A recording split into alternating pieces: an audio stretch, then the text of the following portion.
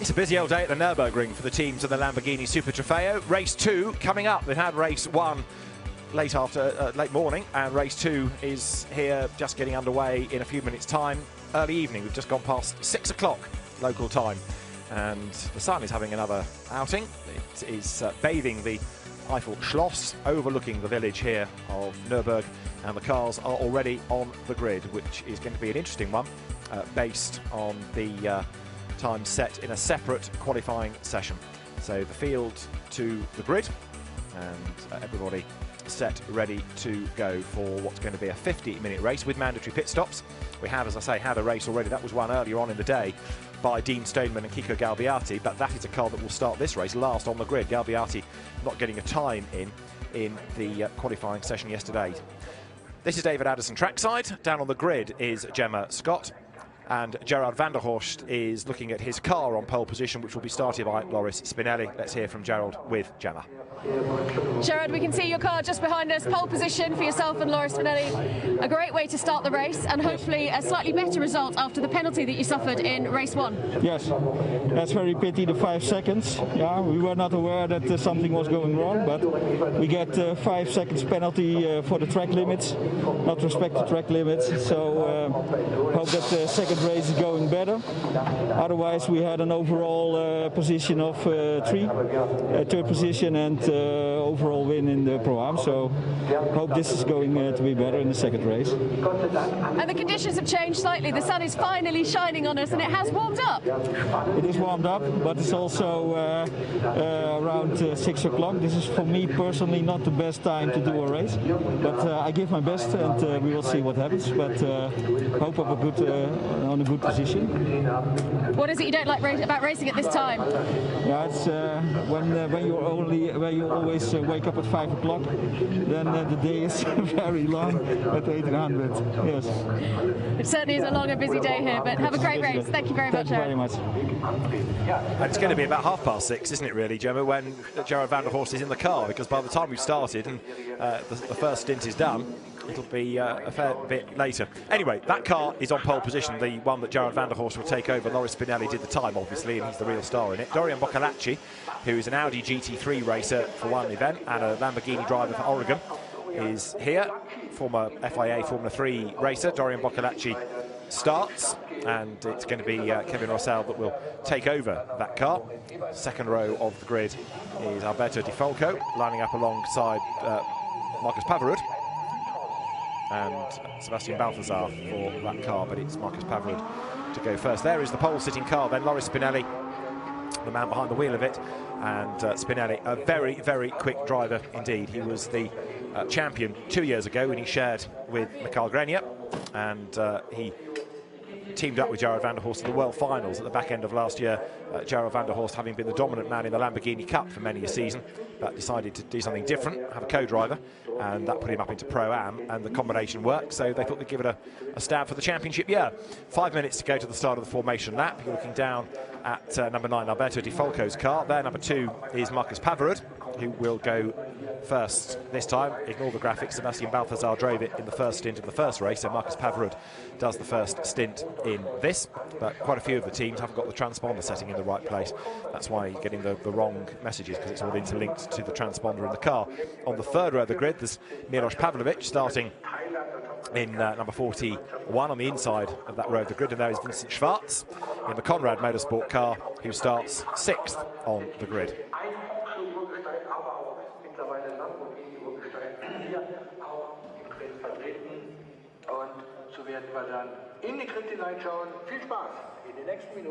So 50 minutes of racing, and the cars will be released shortly.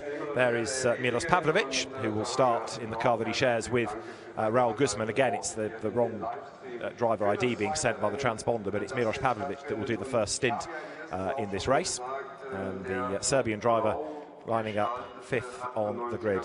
There for 7th is the Jonathan Cecotto Patrick Liddy car. The American driver Patrick Liddy goes first, and it'll be interesting to see how he fares now. He's had a bit of track time around the Nürburgring, and over his shoulder, as it were, number 30 is going to be started here by another newcomer to the championship, Elias Niskanen.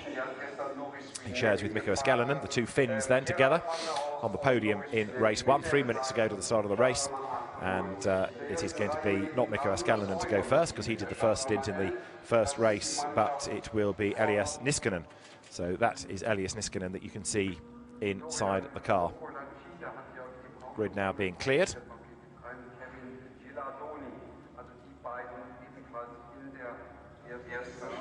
There is the Pro-Am winning car from earlier on in the day.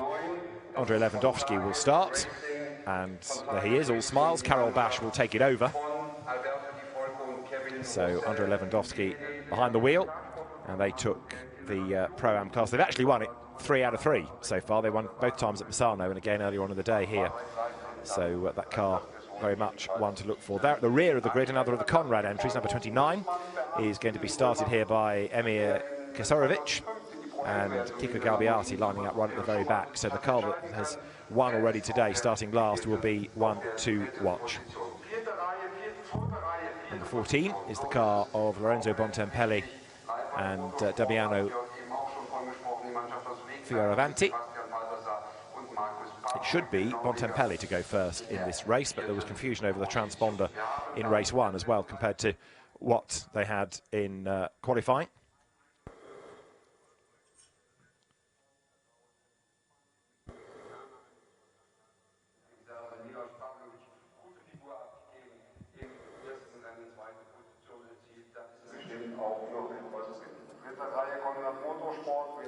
So the grid is complete. They will be released shortly, ready to go. And the last few engineers stay with the cars. And now the engines fire up, so the personnel will make their way off the grid.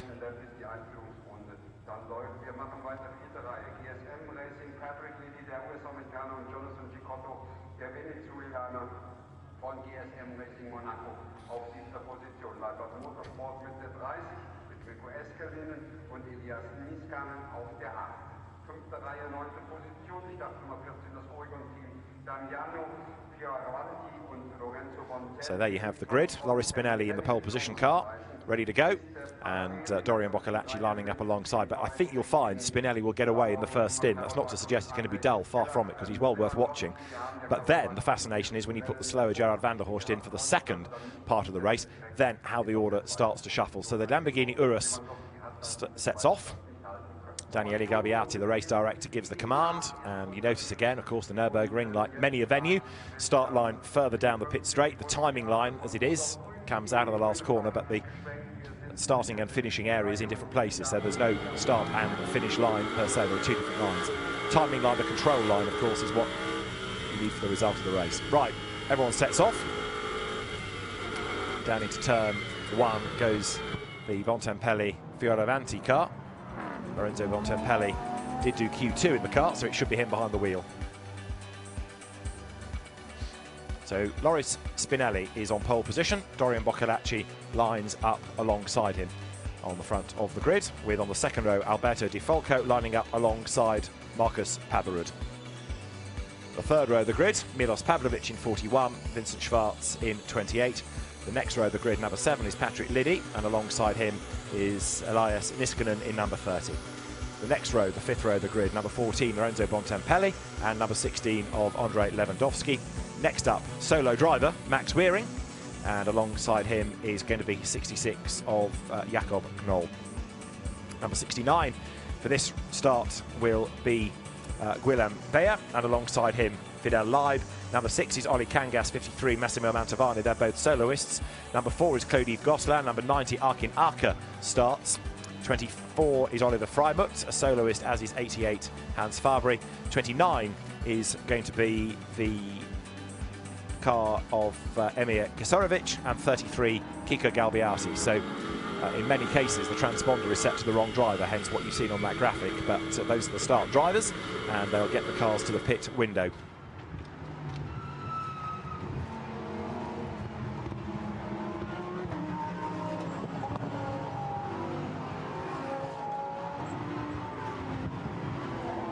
So the cars head up now through the S's.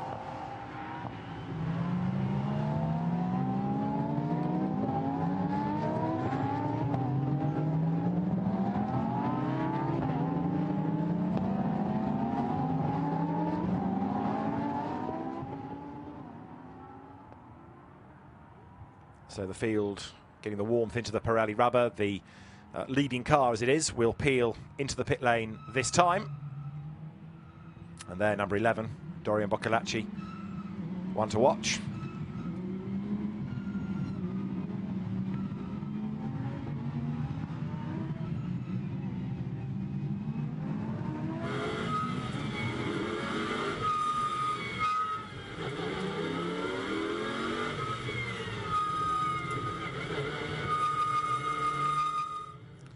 So the cars then make the run up to the chicane, and we will be good to go any moment, ready for this second race. Loris Spinelli, the man then starting on pole position and heading into the right-hander of turn 17 they will come. So everybody good to go. Up towards the timing line they turn. Race 2 for Lamborghini Super Trofeo set to get underway. The cars now accelerate up towards the line. Loris Spinelli is on his toes, and he's already about 2 lengths up as he breaks the timing beam. The race gets underway, so Spinelli powers away. Boccolacci goes with him. Up from the back of the grid, Kiko Galbiati looking to try to make places here. You have the car of Fioravanti as they come into turn 1, and out of the right-hander, a good getaway. Loris Spinelli then leads the pack, and is he going to build that margin over the opening stint, or can anybody go with it? Damiano Fioravanti hard at work. Up to third gear, stand on the brakes, and there's contact coming up there. Look, as Patrick Liddy gets involved with number 2, that is Marcus Pavarud. Liddy to the inside, Pavarud fends him off, but only just as the cars now accelerate down towards us.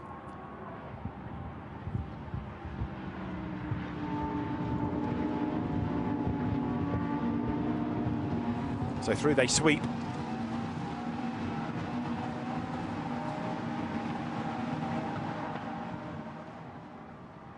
Loris Spinelli down to turn 8 then. He's the man in charge of this race. And a bit of a wobble under braking from Alberto Di Falco, who was there next in the queue as they round turn 8, then climb the hill. Kiko Galbiati looking to try to make progress in the rear of the grid, but Alberto Di Falco then hustling on, hustling forward up into second place now. There, the other Oregon car, number 14, Damiano Fioravanti at the wheel. This is his view, powering his way now up towards the Schumacher S's. Brakes, changes down, flicks the car through.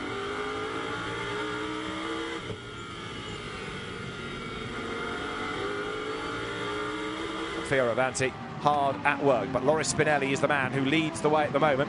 He's Boccolacci in second place, or it was at the start of the lap, but he's dropped back to third, has he not? Because there it is, Di Falco running through in second spot.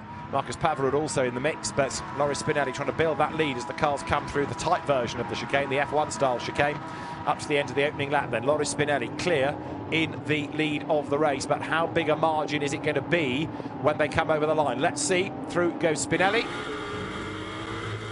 The gap between the pair of them, 1.1 seconds. Boccolacci chases Di Falco in third place. So Spinelli to Di Falco, 11 tenths. Boccolacci third, Milos Pavlovic fourth, Marcus Pavarud fifth, Patrick Liddy sixth at the end of the opening lap. Replay of the start, as you see Spinelli get away, and for the most part it was a good, tidy getaway as Alberto Di Falco moves through on the inside to go ahead of the multicoloured Oregon car of Dorian Boccolacci.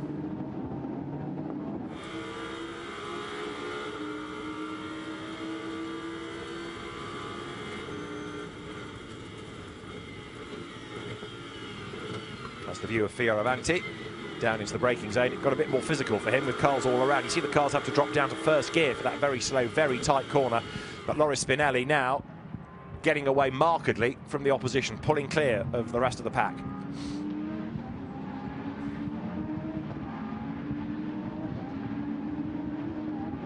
Battle on lower down, coming up through turn 8, number 66 of Jakob Noll, ahead of Guilherme. Those two running as one, as you see how much curve they use out of the Schumacher S there.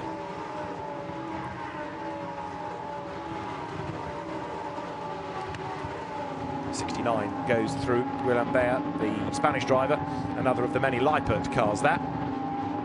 He's new to the championship this season, running in the pro class, he and Jake Rasselbury, but it is Jake that will be the more experienced of the two, and he will do the second stint for the purposes of this race. Spinelli then trying to edge away. Absolute best in sector 1 by 6/10ths. Absolute best in sector 2 by only a 10th. But the lead is building all the time, that's for sure.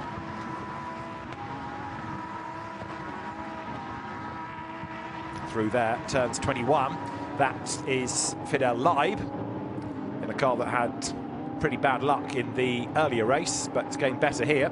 One that we lost out of the earlier race was the car in the hands of Kurt Wagner, number 22. That is not on the grid for this race, sadly, because of the damage. Andrei Lewandowski there, closing up onto the tail of Fioravanti, down at turn 1. This is Fioravanti's view, so he's got to defend. He's also going after Vincent Schwarz, just up ahead of him in the car that's run by and shared with Franz Conrad. You see the work being put in here by Fioravanti. Back on the power. Great noise these cars make, of course. Heads now in towards turn 5, sets the car up, flicks it left.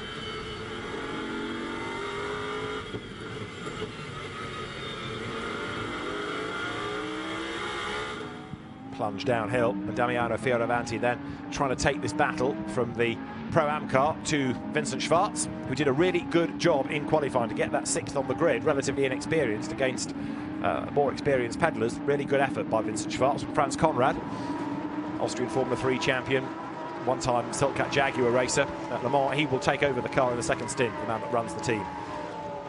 Fioravanti there, bouncing over the curbs.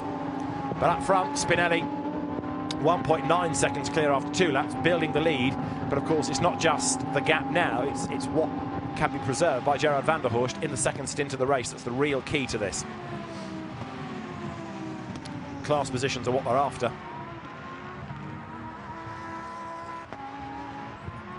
There goes 41. So in 4th place now is Milos Pavlovic, graduate of the UK junior single-seater scene going back to the late 90s, early noughties, but Milos Pavlovic, very, very accomplished Lamborghini driver, comes up over the timing line, and behind him is then the car in the hands of Marcus Pavarud, but the leader, Loris Spinelli, 3.6 seconds ahead of Alberto Di Falco, and then it's Dorian Boccolacci running in 3rd place, so the lead gap extending all the time.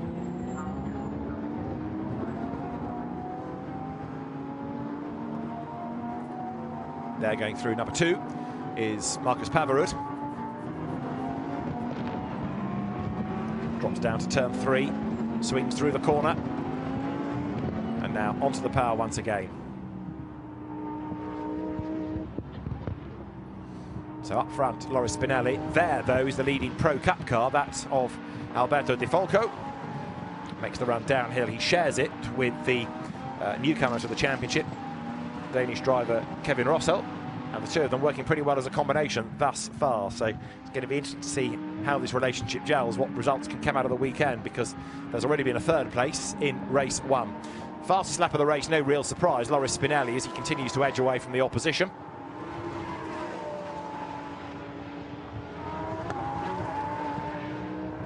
So there's Spinelli through, gap, 2nd, Alberto Di Falco, gap, 3rd, Dorian Boccolacci, smaller gap, 4th in the black car, there it is as the nose dips, is Milos Pavlovic, Pavarud behind, 6th is Liddy, 7th in the green and white colours there is Niskanen, 8th is Schwarz, 9th is Fioravanti, and 10th in the white car going through the shot, Andrei Lewandowski.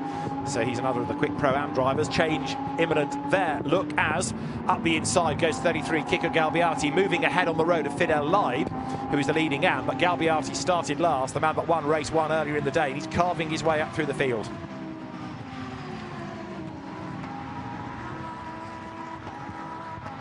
The race leader has just gone over the timing line, so the clock ticks on down. 50-minute race this is, and a good effort. Spinelli building the gap, not only over the opposition, but crucially, class opposition. So it is Elias Niskanen that will be the class opposition. He will give way to Mikko Eskelinen. Vincent Schwarz gives way to Franz Conrad, their 3rd in Pro-Am. It's looking good, this, for Spinelli and van der Horst, if there's no safety car to bring the gaps down in this stint. So Spinelli can just carry on being the gun for hire, as it were, hammering in the quick laps. Andrei Lewandowski there for VS Racing, Vincenzo Sospiri's team, tucked up behind the car of Damiano Fioravanti down at turn 1.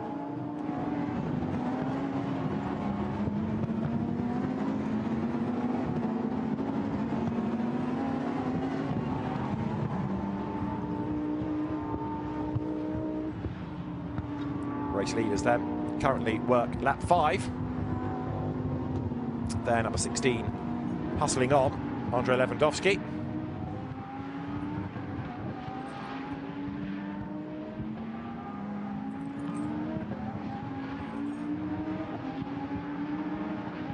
The cars come out of the turn 8 right-hander.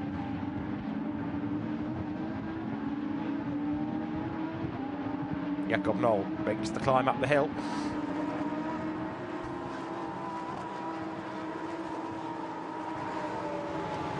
So Jakob Noll, another ex-single-seater racer, came into the championship last year, and he's a bit busy defending right now because he's running in this fight with Guillaume Beyer.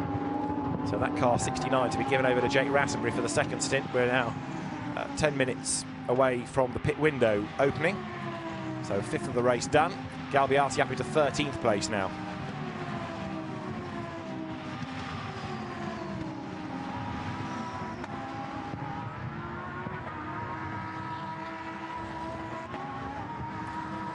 Knoll through the chicane, keeping Beyer at bay.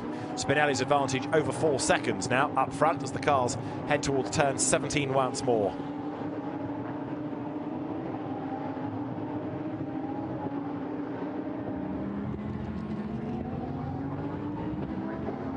The leaders go through. So Spinelli from Di Falco from Boccalacci. Class leaders Pro-Am, obviously. Spinelli, Pro, Di Falco. Then about 15th place is where you find Leib as the leader of the AMS. And Lamborghini Cup honours at the moment going the way of Emir Kiserovic from Hans Fabry. Just the two of them in the class, but they're running together pretty much at the foot of the field. So number 9 goes through. That's Alberto Di Falco. He leads in the Pro category. There is Loris Spinelli for Van der Horst Motorsport, leading Pro-Am. He's very much a pro, outright champion of years past, but running in the Pro-Am class with the slower Gerard van der Horst as his co-driver.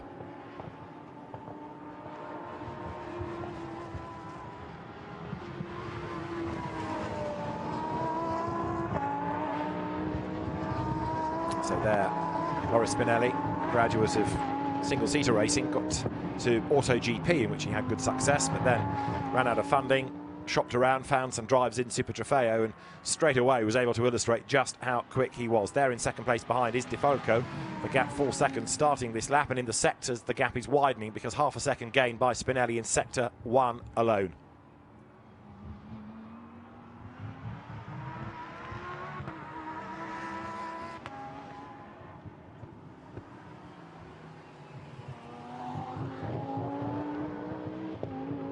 So there is 98. Up towards the timing line goes Loris Spinelli. Is the gap going to be a wider one? Let's see.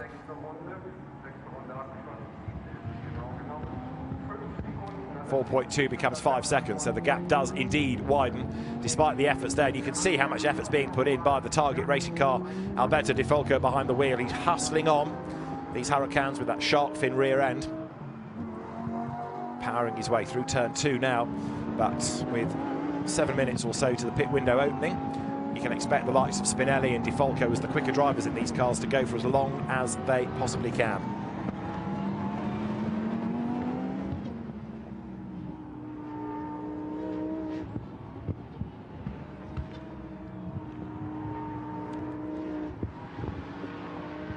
So there it is, number 9, Alberto Di Falco, 5 seconds adrift of the leader, and in turn 6 seconds clear of Dorian Boccalacci.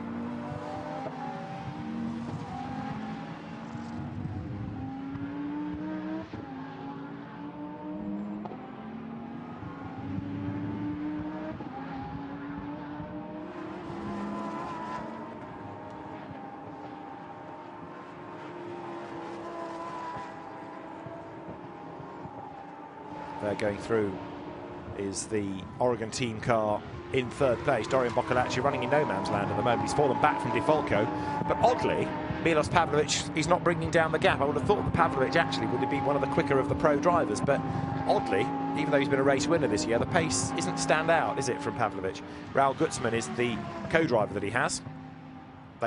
They should be well placed, I would have thought, in the second stint, because again, some of the drivers ahead are going to hand over to slower co-drivers, but Pavlovic not really running quite as close to the outright pace as you might have thought he would.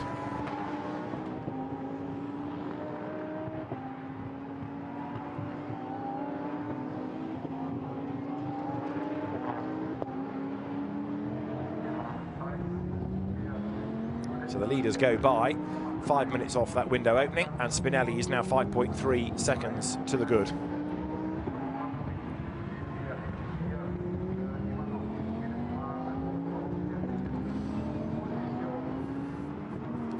Milos Pavlovic out of turn 2.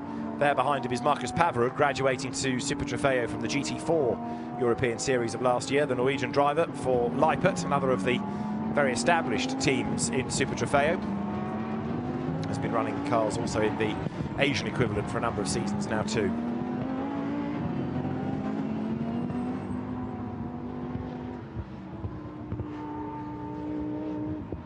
So Marcus Paverud falling back a little, but not yet being caught by Patrick Liddy. So the gaps are widening a touch within the pro section. Now there in the background, the white car behind Patrick Liddy there is Elias Niskanen.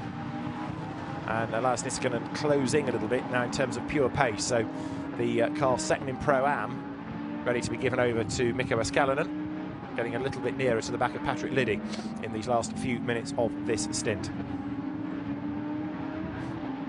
Up the hill goes Liddy. New circuit to him, of course they all are in Europe, but he's adapting well, benefiting from having Jonathan Cecotto with him as a co-driver, who's raced in Europe for a number of seasons. In the background behind Niskanen is Vincent Schwartz, but they're the Mad Croc car of the two Finns. Turns up through the Bilstein curve now.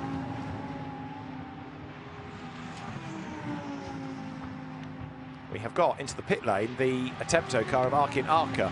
It's too early to be a scheduled pit stop, so there's clearly a problem for number 90, the car that he shares with Holger Harmsen.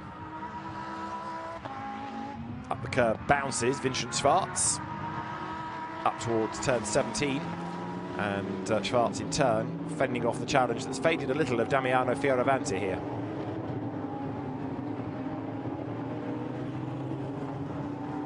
So the leader through.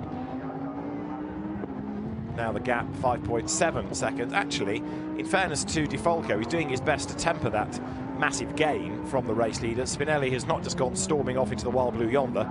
Di Falco might not be on his tail, but he's not letting that gap grow by too big a gap, too big a margin each lap of the race. Boccolacci third, dropping away, but equally not being caught by Pavlovic, surprisingly. They're going through is Alberto Di Falco. Look back, and there you've got the car in the hands of Boccolacci, the Oregon team car. Oregon, an experienced team. Clio V6 Trophy, Luca Rangoni had much success. They ran Alfa Romeo 156s in the ETC and WTCC for many a season. Now coming into Super Trofeo with the very distinctive colours that have adorned their cars of all categories for many seasons.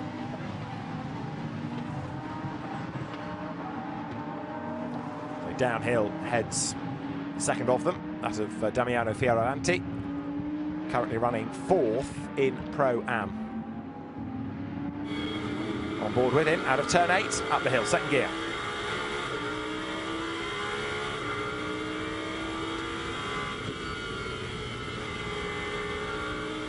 Staying full through that Schumacher S. Curve in the mid part. Up now, that short straight, over the brow, and then brake into the Ravenol curve. Again, use the curve on the inside. Set the car up for the right here of the Bilstein curve, onto the power.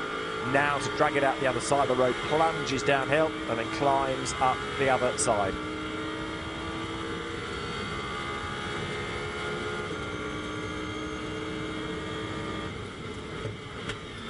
Up the hill into the chicane.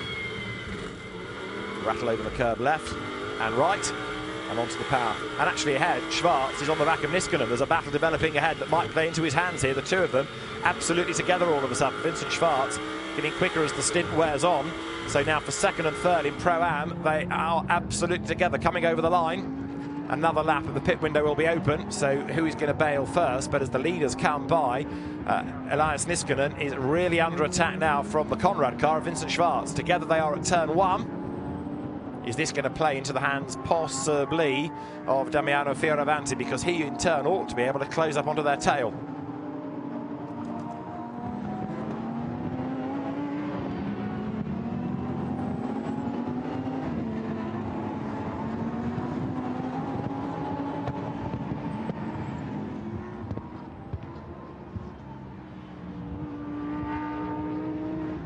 Run together, but Schwarz actually dropping a length away from Niskanen has now been caught a little by Fioravanti.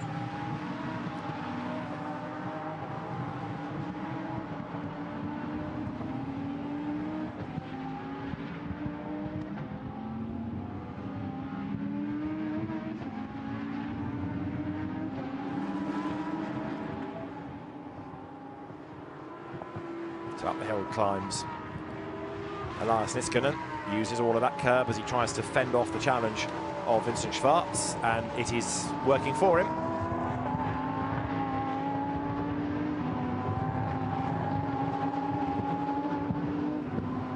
So Fioravanti presses on, but the pit window is about to open. Look, the leaders have missed it, but that's not a problem because they will stay out to maximise their available time. The interest will be who comes in first. So the window opens, and as yet, no takers, but there is one. Is that Patrick Liddy to give way maybe to Eddie Cheever? To Jonathan Cecotto, I should say. And let's find out exactly who is in the pit lane as the cars come into Gasoline Alley.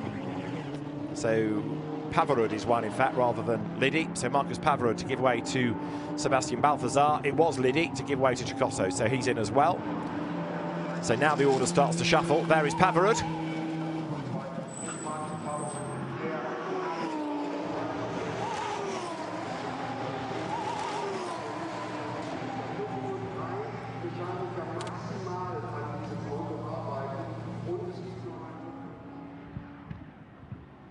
So there, 98, Loris Spinelli turns his way out of turn 8. He'll stay out for as long as he can. That's his job. Do as many laps as quickly as you can to give as big an advantage to Gerard van der Horst in that second stint.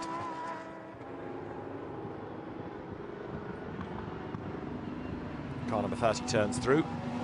Elias Niskanen hanging on to his second for the moment in Pro-Am, but Pro-Am could be the one with all the shuffles depending on the pace of the co-drivers. Mikko Eskelinen is an experienced driver. He'll take over that green and white Mad Croc car, but he's just not always the fastest. So he knows the cars very well, but how will he stack up against Franz Conrad? Conrad ought to be really quick, and Lorenzo Bompelli, who will take over number 14, is a very experienced GT racer as well. Right, the leader comes out of the chicane. There is Loris Spinelli. Is he going to have to think about traffic before the end of this stint, or will he avoid that? So far, so good for him, it must be said. Second place, Alberto Di Falco, and there, a very lonely third is Dorian Boccolacci. So it's all opened up at the start of the Pro and Pro-Am battles. The gaps have widened, whereas it's kicking off lower down the order here. Look, 6th, 7th, 8th up the hill. Niskanen, Schwarz, Fioravanti. And this is all as well, don't forget, for 2nd, 3rd and 4th in Pro-Am. And who pits? None of them. They all stay out for another lap. So of those that have pitted, Oliver Freimuth has joined that queue, and there you now see more and more of them. Number 90, I think you can ignore because it's been there for a while, but now Kaserovic in the Conrad liveried turquoise and black, familiar colours of the Franz Conrad team. That car being given over now to Martin Lechmann. Away goes Oliver Freimuth. And is there a change imminent here? Look at the bottom of the hill, because to dive up the inside goes number 7. So that means that Jonathan Cecotto is on his toes, working his way back up the order. We've also got Karol Bash taking over now from Andrei Lewandowski, the two Poles switching seats. But the order will start to settle down once we get to the end of the pit window. There are 2 more coming in. In fact, Jakob Knoll is in. Fidel Leib, Oli Kangas. So the pit lane getting busier as the race leader comes up on the back markers.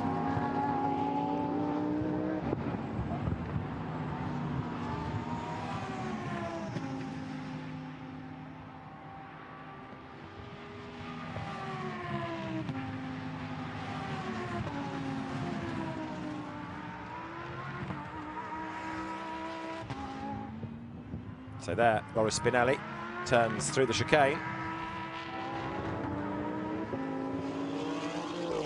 And into the pits in the background, look. More and more to go through the regulation pit stop. So the window has, as you can see, 6 minutes and 5 seconds and counting still to go.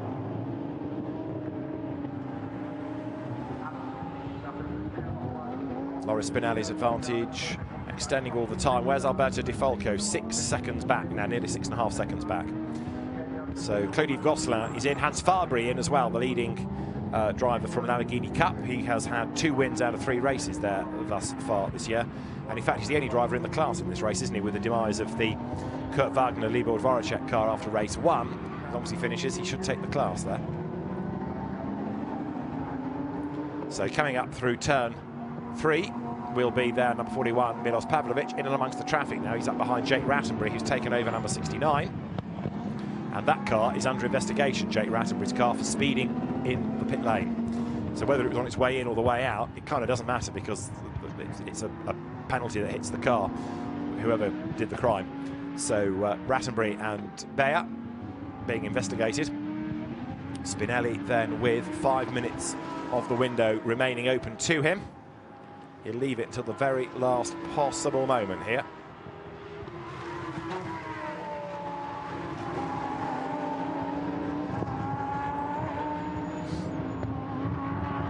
So Spinelli, Di Falco, Boccolacci, Pavlovic, order remains the same. Elias Niskanen still running in that 5th place as the order now shuffles, and Kiko Galbiasi out from the back of the grid has got to 8th before he gives way to Dean Stoneman. But again, it's been good progress, but not mega.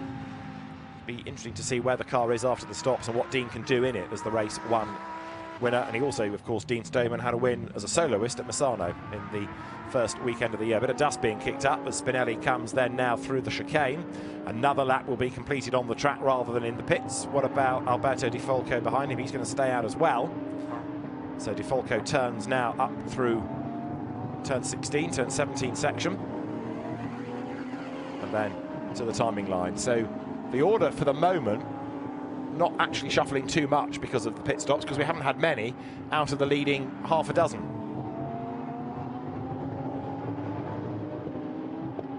Loris Spinelli continues to hold sway, nearly 7 seconds clear now of Alberto Di Falco. So where's the leading car that has made a pit stop? It's number 2, Sebastian Balthazar now, who is about to be in 9th place, should be Balthazar. He took over from Marcus Pavarud. On board here with number 14, which is still Damiano Fioravanti, we are told on the timing screen. So Fioravanti heads into turn 1 now, closing up a little bit under braking. Sun setting as well, so you've got the lower light catching the drivers when they least need it. And as you heard from Gerard van der Horst before the race started, it's almost his bedtime. He doesn't want to be going racing at 6 o'clock, and it'll be, well, I suggested 6:30. It'll be later than that when he's in the car.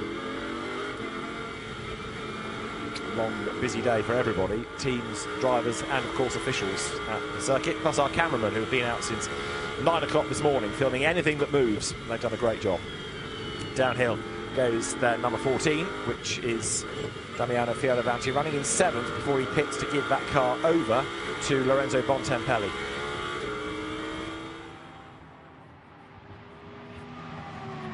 So there is Spinelli now. He's about to find the traffic, isn't he, which might just interrupt the progress a little bit here. Let's see how that does shape up the last part of the stint. He might even decide to bail from the stint and get out of the traffic, and that's exactly what he does. In he comes now. So down the pit road is the race leader. So Lorenzo Bontempelli getting ready to take over the Oregon car. Gerard van der Horst getting ready to take over from Loris Spinelli. In also, I think by the look of it, comes Boccolacci. So more and more cycle through the mandatory pit stop now. Can't leave it much later yet. Di Falco is in, and Boccolacci will be in as well. So there, down the pit road comes Spinelli. Gerard van der Horst to take over that car, but don't expect his lap times to be anything like those set by the race leader Loris Spinelli. The car stops, it's a pit out, so it's easy to blast away. Out gets Loris, he does the job properly for the customer, so helps with the seat. Gerard van der Horst race preparation man, gets into the car.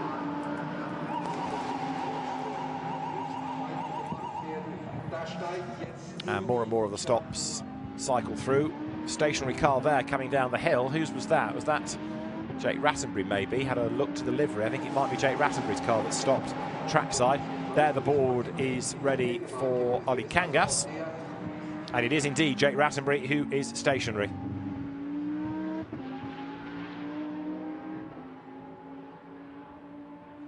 So he's only just relatively recently got into the car, and now it is stranded. So the pit stop cycle through. Dean Stoneman there takes over from Kiko Galbiati. Dean gets in. Away blast, Gerard van der Horst. Away there goes the car now of Kevin Rossell. So expect the order to start shuffling around here, because behind van der Horst will be quick young guns with a point to prove.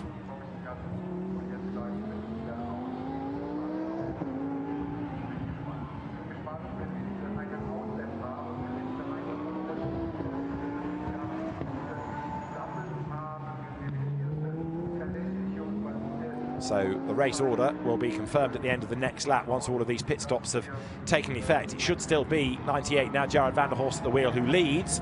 Effort being made there, look, by Sebastian Balthazar to get ahead of Hans Fabry, which should be an easy pass in fairness, because A, they're on different laps, and B, one is a pro and one is in the Lamborghini Cup for the real amateur racers.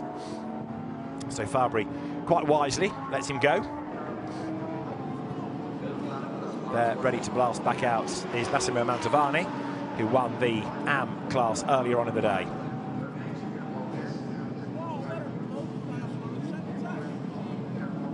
So away he goes. You've got to be stationary for 60 seconds for your pit stop, unless in the case of Mantovani you're a solo driver, so it's 63. The sun shines at one part of the circuit, and over the back part it's gone very gloomy once again, but the threatened rain has come to nothing all day. Meantime, the race is currently with 19 minutes of the 50 still to run, so we're into the final section of it after the pits, and there is 98 Gerard van der Horst leading the way, but for how much longer? How long will it be before the likes of Kevin Rossell or Kevin Gilardoni in third place get up with him? Raul Gutzmann running in fourth place, having taken over from Milos Pavlovic, graduating from the Formula Renault Euro Cup and NEC and the Formula Regional European Championship in which he drove last year. Raul Gutzmann will be a man to watch as well when he gets on board, and he is now on board 41. So can it start to come into the mix as you start to factor in the different pace of different drivers? Over the line goes van der Horst, and the starting point of the gap is already down to Kevin Rossell to 3.4 seconds at the start of that second stint. Out of turn one goes the second place car. Alberto Di Falco has given it over now to Kevin Rossell, so it is him behind the wheel. Di Falco can stand and watch in the pit lane. Out of turn three they come.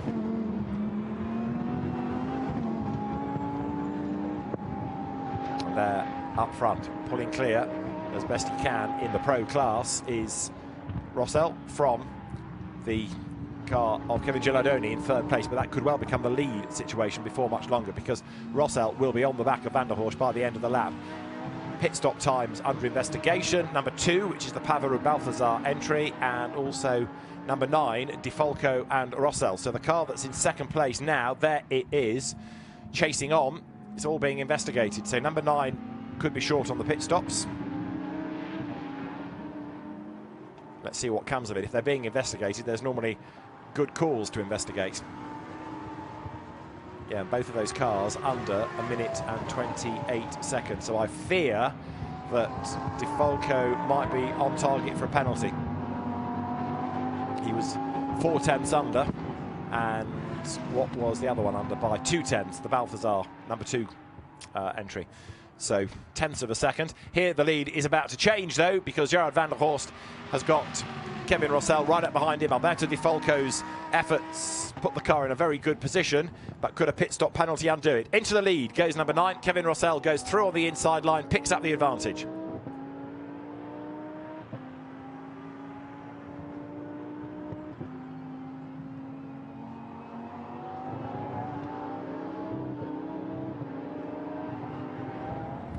So over the timing line goes the new race leader.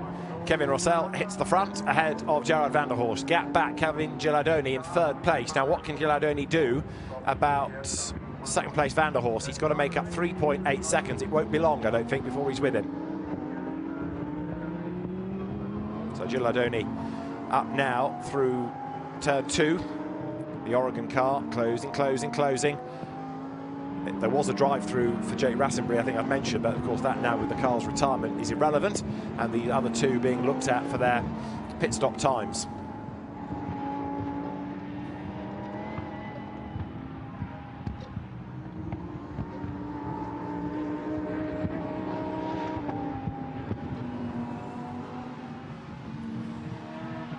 So there, number 11, Kevin Gilardoni, started this lap 3.8 seconds back, and it won't be long before he's up with Gerard van der Horst, but van der Horst is still leading Pro-Am, but the opposition now is Carol Bash. So the gap between them is something like 20 seconds, if not more, 26 seconds, I think. But it's going to be a gap that is diminishing all the time. So Carol Bash, number 16 in the white car for Pro-Am Honours. They won earlier on in the day. They've won 3 out of 3. Could this be the first win for van der Horst and Spinelli, or is it going to be denied at the end of 15 more minutes of racing? So in the sectors, van der Horst doing a 57.7 in sector 1, Bash 55.2, so 2.5 seconds in one sector alone. That limping on by the look of it is Jake Rassenbury, whose car has been tempted back onto the circuit, but at an absolute snail's pace. And how it's going to get up the hill remains a bit of a mystery, because it's just not got any momentum at all, that. Second place about to change, look, because here comes Kevin Gilardoni. He lines up to have a go on the inside line into the chicane. Van der Horst lets him go. It's a frustration, he can't fight for position, but it's a class win that he really wants here. Out of the chicane they turn, and number 9 is going to be given a 1.041 second penalty at the end of the race. Number 2 will be given a 0.492 second penalty at the end of the race. So there's a 1 second time penalty to the leading car. There it is, but he's 5.5 seconds to the good, so it shouldn't hugely matter.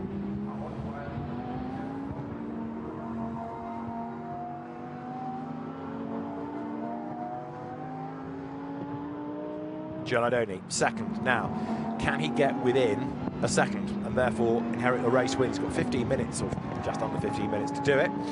Van der Horst runs now third. Raul Gutzmann is fourth.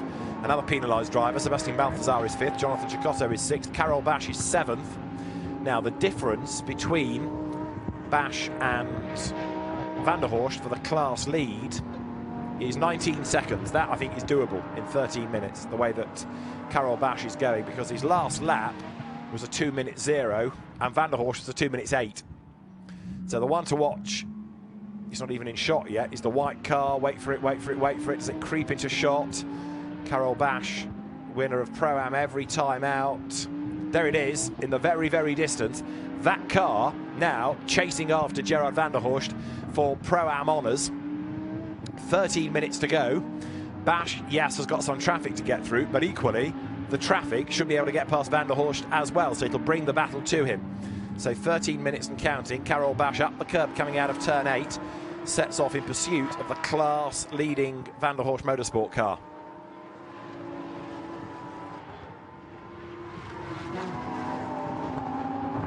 Over the brow comes Carol Bash, teaming up with Andrei Lewandowski, as they did in the World Finals last year, to win Pro-Am in the World Final itself.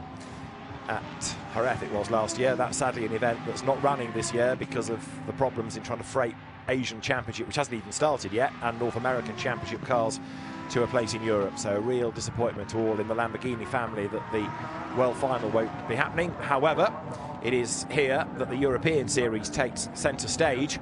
Kevin Rossell leading from Gilardoni. That gap's come down to 4.7 seconds, so that could yet be on for a battle. A further 5 seconds back there, Van der Horst being caught by Gutzmann. Then it's Balthazar, then Cecotto, then in the background Bash. So what is that last lap of Gerard van der Horst? It's a 2:06. Carol Bash a 2:01. Another 5 seconds pull back in Pro-Am.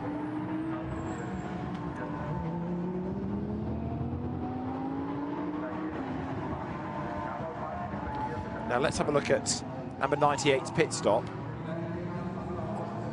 This is Gerard van der Horst's car coming in. Loris Spinelli ready to give it over. Spinelli drives in and door opens just before the car comes to a dead stop.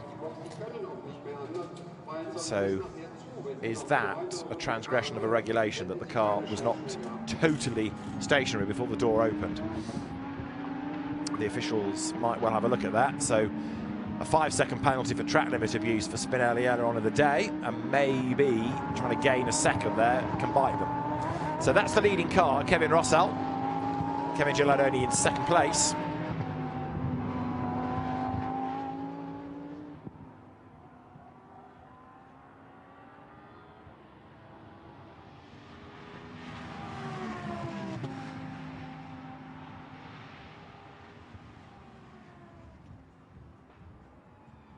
Into the chicane comes Kevin Rossell. In sector 1 he was slightly quicker, in sector 2 he was slightly quicker, so even though last time Gilardoni brought the gap down, on this lap he seems to be advantage to the Dane. Comes up towards the timing line, over which he will go now, goes through, breaks the beam.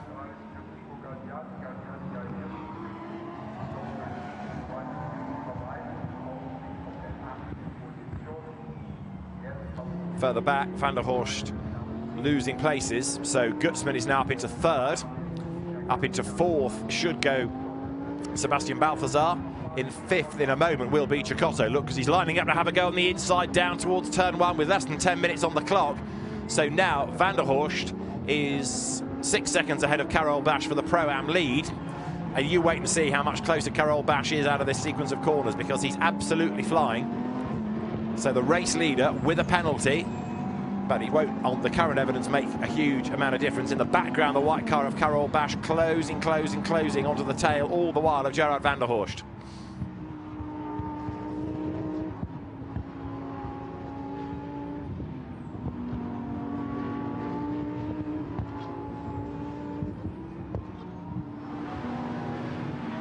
So there through is the white car in the hands of number 16, Karol Basch. Karol returning to the championship for another season, driving for Vincenzo Sospiri's team, VS Racing. Down to the braking zone for turn 8 comes the car, swings through the right-hander now.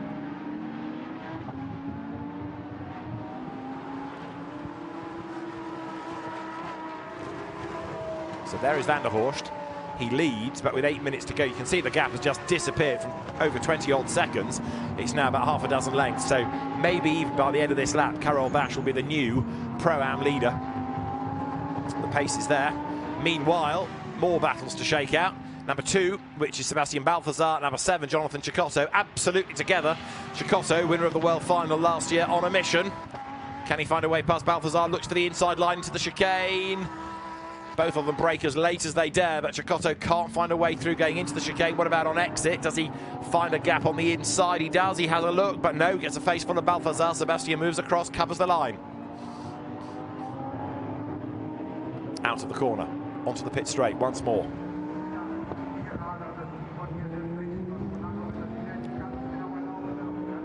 So for GSM Racing, Cecotto onto the back now of the Leipert Motorsport entry, and again, look, Cecotto gets very toey right at the last minute. You think he's not going to try, and then right at the last moment he has a little look. This puts him on the outside line for turn 2. 7.5 minutes to go. What's going on behind is that Basch is now up ahead of Van der Horst, so he's taken over the lead of Pro-Am. Cecotto gets up the inside and takes that place away from Balthazar, so a gain there for him. Up to turn 5 they come, so good scrap this has turned out to be, but right now looks like it's going to be Cecotto's place come the end of the race. And that end is, what, 7 minutes away now.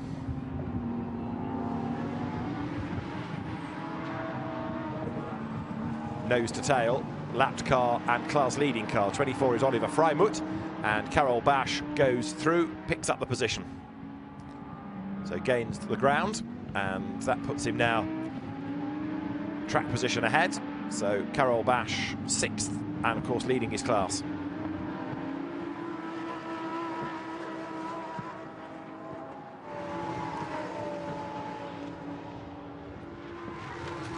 I don't think Basch is going to be able to do anything about Cecotto before the end of the race, but he is fractionally quicker, possibly because Cecotto has been busy in traffic. But Jonathan one of Johnny's two sons, hanging on to place. Karol Bash looking as though it's going to be 4 out of 4 in this very impressive Pro-Am season. You could argue they were lucky this morning. They kind of were gifted the class win with the penalty for track limit abuse to Spinelli. But even so, this has been a really impressive drive by Karol Bash, and he comes up towards the chicane now. What's been a pure race, no safety car affectations. Clips the curb, gets back onto the power. The race leader, Kevin Rossell, clear up front as you see Raul Gutzman go through. Cecotto up to 4th and down to 5th, then Balthazar behind.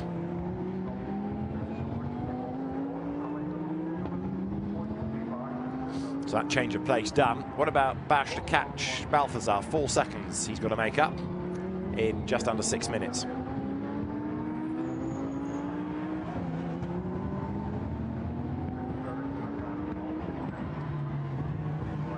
Hard on the brakes, goes 33. So that's Dean Stoneman up now into 8th place. He'll be 7th on this lap to get ahead of Van der Horst.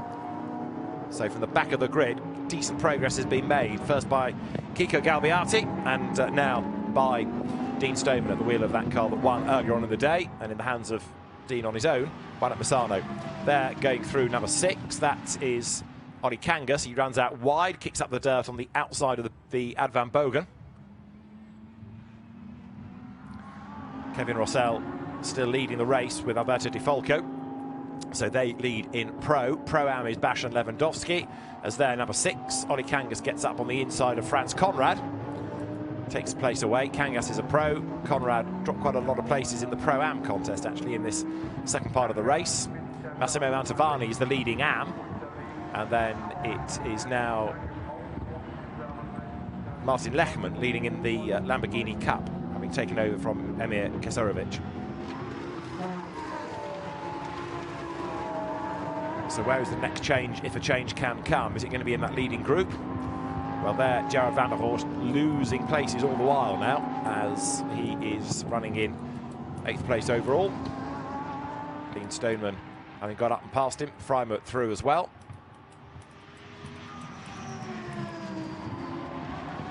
So 4 minutes are on the clock. Kevin Rossell goes through. And is he going to be able to maintain 5.5 seconds of an advantage? At the moment, the evidence would suggest that yes, he will.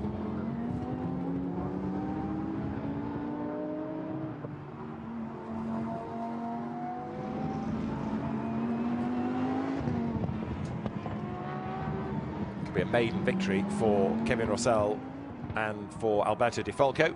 New partnership. Di Falco, of course, the experienced driver, and helping Kevin Rossell learn about these cars, learn about the circuits. Kevin Gilardoni, another newcomer this year, as is the team, Oregon team, running in 2nd place. So Kevin Gilardoni and Dorian Boccalacci set for 2nd spot. And then for 3rd, Raul Gutzman and Milos Pavlovic, the young Mexican driver doing the 2nd stint. He and Pavlovic winners, first time out at Misano. So a flying lap at the moment. It's just over 2 minutes, so should be the last lap next time around, I would have thought. Raul Gutzman climbs the hill.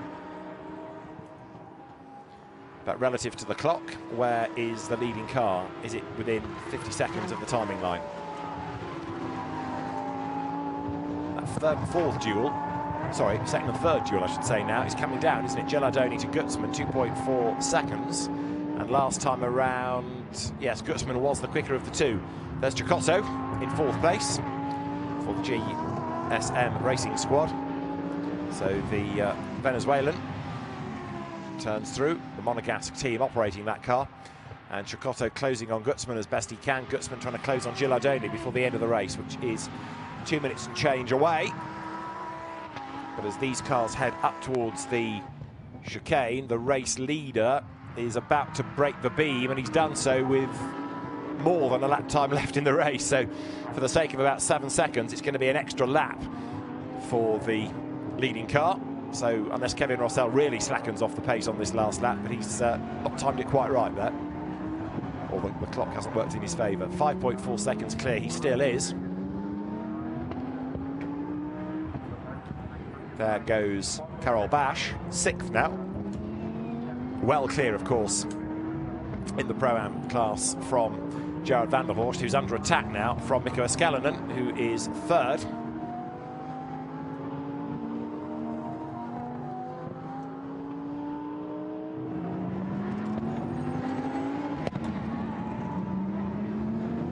So they're going through car number 16. Karel Bash, 6th overall.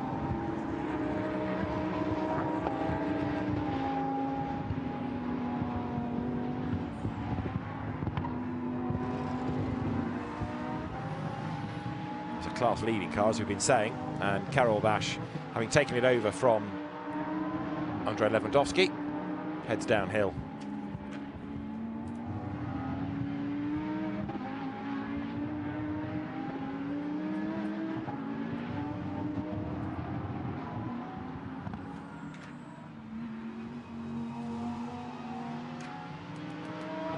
So there, race leader Kevin Rossell head down the hill, and there you see the car of Gerard van der Horst, which is 8th. Now, is he going to be caught by Niskanen? He's not. He should be good for 2nd in class, actually, van der Horst. He's been losing places overall, admittedly, but I think he's going to be able to preserve this. Now, this car leading is going to miss the flag, isn't it? He's going to have to do another lap. Look, the clock is at 10 seconds, but he can't slow down because he'll get caught and he'll lose his penalty. So over the line with 4 seconds to spare goes Kevin Rossell. That's one of those nightmares for the officials, especially today, where they're trying to claw back lost time, because that's going to be another 2 minutes that they are going to lose before the in lap. So one extra racing lap just because of the way that the race has fallen. Anyway, it is going to be a win seemingly for Kevin Rossell, but there for 2nd place, Kevin Gilardoni being caught by Raul Gutzmann. Gutzmann showing really good pace here, switching from junior single-seaters to GT cars for this year. There he is on the back of the Oregon car with a lap to go. He's probably one of the few people pleased about a bonus lap because it gives him an extra chance.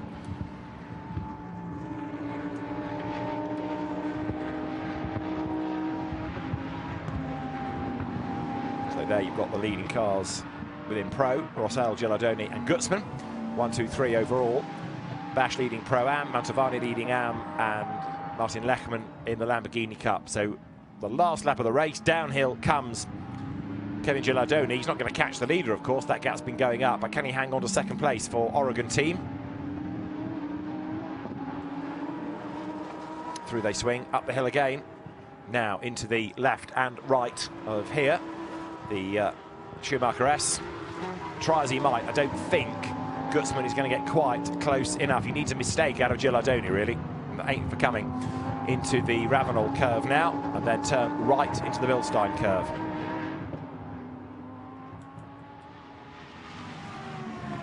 Through goes 2nd and 3rd then, but up front, Alberto Di Falco started the car.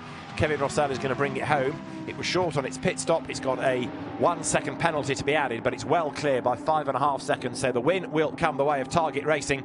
There is number 9 then, up towards the timing line, and it is going to be a race win for Kevin Rossell and Alberto Di Falco. Checkered flag is waved.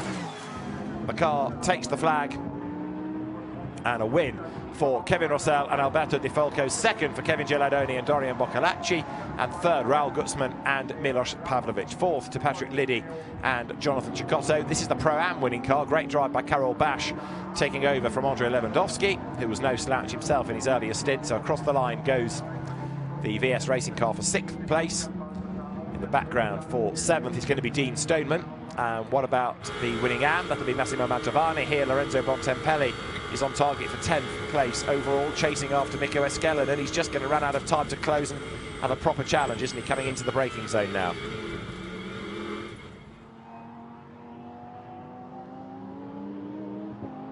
Into the last corner, Mikko Niskanen, and then for 3rd within the Pro-Am class. Is he going to be able to hang on in there? He is just about, as they come now up towards the line.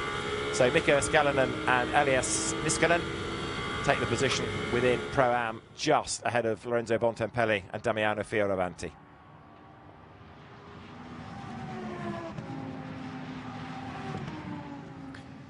But a really good drive by Kevin Rossell and Alberto Di Falco. They score overall win from Kevin Gilardoni and Dorian Boccolacci, and then 3rd Raul Gutzmann and Milos Pavlovic. There's the winning Am, Massimo Mantovani, and the winning Lamborghini Cup car already home, Martin Lechman taking the honours ahead of Hans Fabry. So the checker flag is waved. That's 2 out of 2 today for Massimo Mantovani. Comes through to take honours in the class. So a first win of the year for Kevin Rossell and for Alberto Di Falco, having taken third earlier on in the day. Second place goes the way of Gilardoni and Boccalacci, best of the season for them for Oregon. And then third to Raul Gutzman and Milos Pavlovic. That's a second third place to go with a race win. Fourth, Patrick Liddy and Jonathan Cecotto, ahead of Sebastian Balthazar and Marcus Pavarud. 4 out of 4 in Pro-Am for Bash and Lewandowski. Unbeaten, 3 out of 4 for Mantovani in the AMs. So Kevin Rossell and Alberto Di Falco win from Dorian Boccalacci and Kevin Gilardoni. Raul Gutzman and Milos Pavlovic third, ahead of Patrick Liddy and Jonathan Cecotto. Sebastian Balthazar and Marcus Pavarud fifth, from Karol Bash and Andre Lewandowski winning Pro-Am. Dean Stoneman and Kiko Galbiati seventh, up from the back of the grid, ahead of Gerard van der Horst and Loris Spinelli. Nico Eskelinen and Elias Niskanen take ninth, ahead of Damiano Fioravanti and Lorenzo Bontempelli. Massimo Mantovani 12th to win in AM, and the winning Lamborghini Cup entry is Martin Lechman and Emir Kiserovic, coming home as the class winners ahead of Hans Fabry, who won earlier on in the day.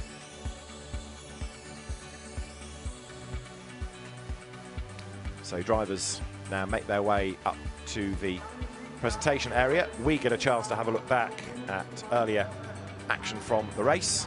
Good start being made by Loris Spinelli. Managed to get away into the race lead and built the advantage throughout that opening stint. Fioravanti was busy in the traffic trying to work his way through the pack as they accelerated through. Vincent Schwartz running out of road in his efforts to get past Elias Niskanen, and then in turn having to squabble with Fioravanti. Andre Lewandowski in the white car in the background lost places early on, but Karol Bash brought that into the equation in the second stint. Out wide went 66 of Jakob Noll, giving the car of Guillaume Bayer a chance to challenge. In the end, that car number 69 stranded trackside. Kiko Galbiati getting into the opposition. The Benaldi car up from the back of the grid, working away past Jakob Noll as the pit window opened and the stops cycled through.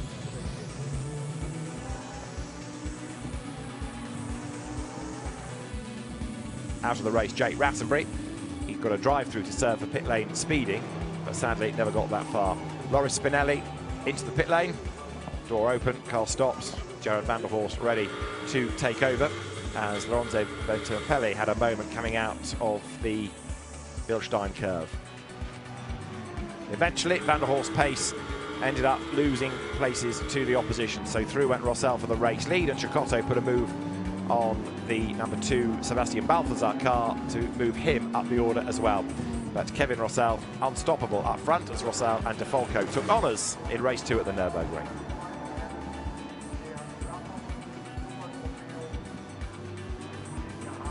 Second place to Kevin Gilardoni and Dorian Boccalacci, and third to Raul Gutzman and Milos Pavlovic as the cars now are there in the Parc Ferme area.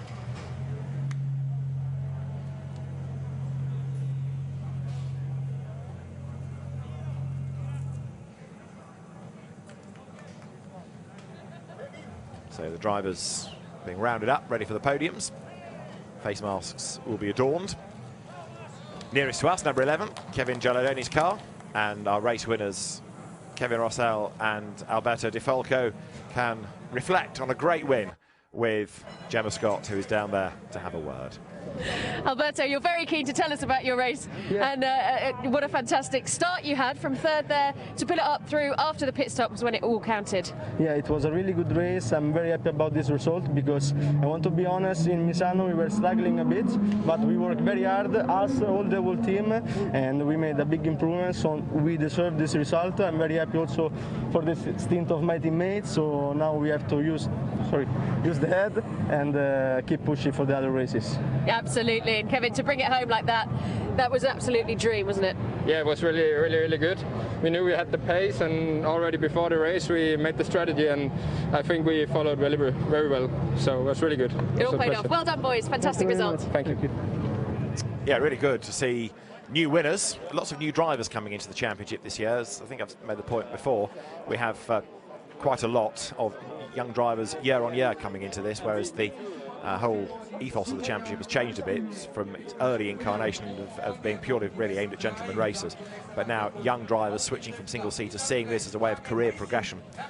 So they will make their way then in a few moments to the presentation area, being called forward. So a good result for Milos Pavlovic and Raul Gutzmann for third overall. There is Milos, along with the Mexican driver Raul Gutzmann.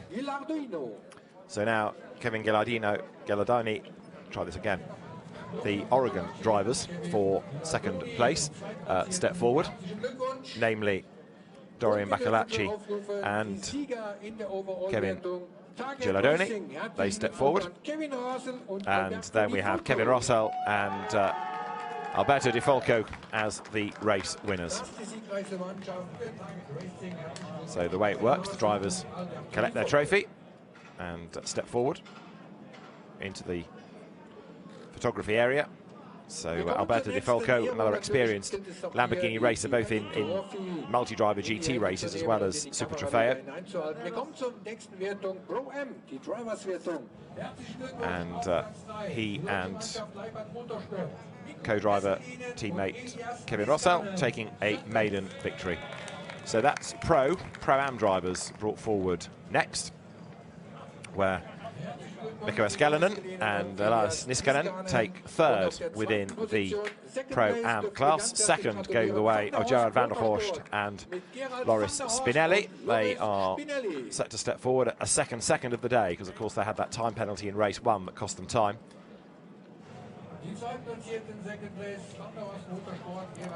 But now there to the presentation area, Loris Spinelli and Gerard van der Horst. Gerard taking on this new challenge of running as Pro-Am rather than just dominating Lamborghini Cup.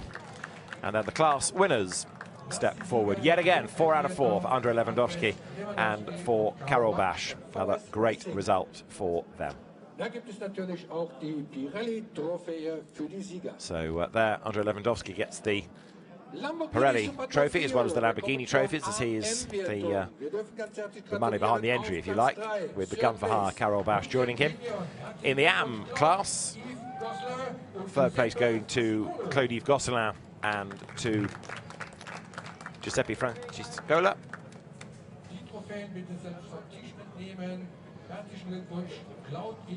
They step forward. So there, Claude-Yves Gosselin and Giuseppe Fasicola for the Busson-Gignon team, for whom Claude-Yves Gosselin raced in GT World Challenge Europe last year. Claude-Yves, ex-Formula 3000 racer in the early 90s, but he's been a GT peddler on and off for a long time. There for second in the Am competition, Fidel Leib and Yuri Wagner.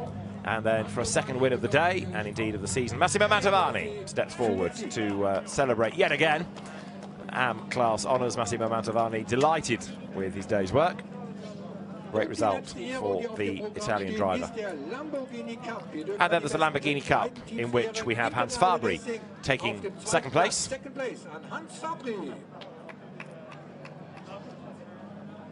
And their solo driver, bested in this by Martin Lechman and his co-driver, who did the first stint in that car, Emir Keserovic. So the drivers collect their trophies, step forward, up to the backdrop.